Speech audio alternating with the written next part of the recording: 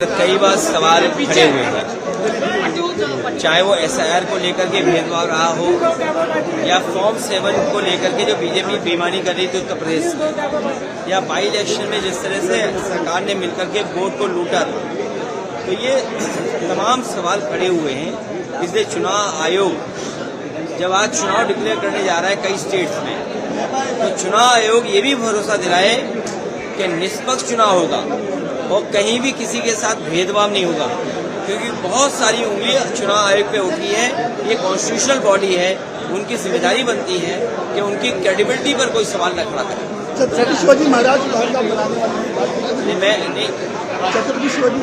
मैं हम सब और हमारे लिए गर्व की बात है कि छत्रपति शिवाजी महाराज जी से हम लोग समय समय पे प्रेरणा लेते हैं, उनके साहसी होने का, उनकी बहादुरी का, और उन्होंने जो अपने जीवन में जो रास्ता अपनाया संघर्ष का, उसको लेकर के आगरा में एक बहुत बड़ा म्यूजियम बनाने का सरकार ने फैसला लिया है। लेकिन सरकार बजट नहीं दे रही है, तो महाराष्ट्र की सरकार से हम कहेंगे कम से कम वो बजट दे दें, और समाजवादी सरकार बनेगी तो 1000 एकड़ का पार्क छत्रपति शिवाजी जी के महाराज के नाम से इटावा में नदी के किनारे हम लोग बनवाएंगे। सर, काशीराम को भारत माननीय काशीराम जी को हम लोग मानते हैं। हमारे तमाम साथी जो हैं पार्टी में आज, वो माननीय काशीराम जी के साथ काम किए हैं, उनके सहयोगी रहे हैं, उनके साथ संघर्ष किया है।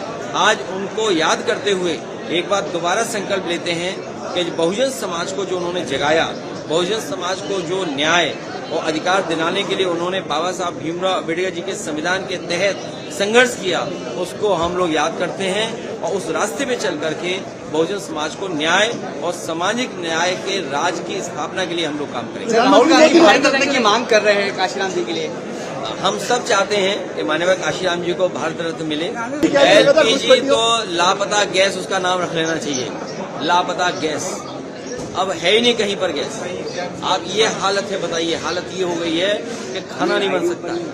ठेलों पर हमारे छोटे बहुत कारोबार नहीं कर पा रहे, और लखनऊ में और आसपास तो चाट नहीं मिल रही है ठेलों पर, क्योंकि सिलेंडर ही गायब हो गया। प्रधानमंत्री बंगाल में ममता दीदी के प्रचार के लिए क्या आप जाएंगे? मैं उनका पूरा समर्थन करता हूं दीदी का, और पुनः वो मुख्यमंत्री बने।